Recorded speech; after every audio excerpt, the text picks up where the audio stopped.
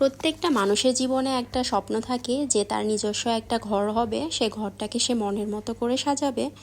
আর সেই মনের মানুষটা যদি হয় তার মনের মতো, তাহলে সব কিছুতে বাধা আসার কোনো কারণই নেই। আর আমিও এর ব্যতিক্রম নেই। আজকে ভাবলাম হুট করে বের হয়ে যাই ফুল কিনতে বা কিছু আর্টিফিশিয়াল গাছ কিনতে, যেগুলো দিয়ে আমার ঘরকে আমি সুন্দর করে মনের মতো করে সাজাতে পারবো। আর এই আর্টিফিশিয়াল গাছ আর ফুলদানিগুলো এতটাই বেশি সুন্দর ছিল যে আমি কোনটা রেখে কোনটা নিব একদম হুঁশ পাচ্ছিলাম না। প্রত্যেকটা কালেকশনই এত বেশি সুন্দর, কি বলবো। ফাইনালি আমার এই খেজুর গাছটা পছন্দ হয়েছিল সবগুলো ফুলের মধ্য থেকেও। আমার কাছে একটু আনকমন লেগেছিল। আর নিচের এই যে কচু পাতাটা, এটাও অনেক বেশি ভালো লেগেছিল, যেহেতু একটু ছোটো আর একসাথে আমি অত কিছু নিতে পারবো না, আমাকে বাইকে করে যেতে হবে। তার জন্য আমি যে কোনো একটা গাছই নিব ভেবেছিলাম।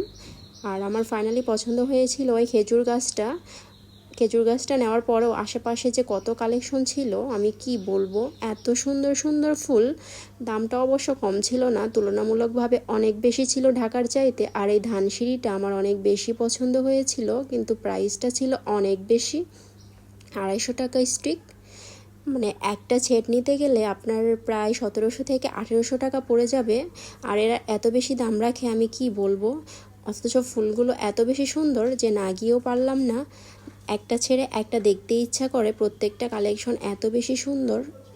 আমি যদি বড়লোক হতাম তাহলে দোকানটা ধরেই হয়তো কিনে নিয়ে যেতাম আমার বাসার জন্য, যাতে আমার বাসাটাই পুরো ফুলের বাগান তৈরি হয়ে যায়।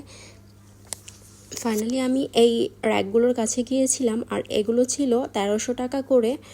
আর ফুলগুলো আপনাকে এক্সট্রা কিনে নিতে হবে। আর উপরে যে পাতাগুলো ছিল ওগুলোও ছিল মেবি 250 টাকা করে। আর ভিতরে আমি ঢুকিনি, যেহেতু ভেতরে ছিল বাচ্চাদের কালেকশন। আমার আপাতত ওগুলো দরকার নেই, তাই আমি ভেতরে আর ঢুকিনি। আর অনেকটা রাত হয়ে গিয়েছিল, অলরেডি অনেকে দোকানগুলো বন্ধ করে দিচ্ছিল আশেপাশে।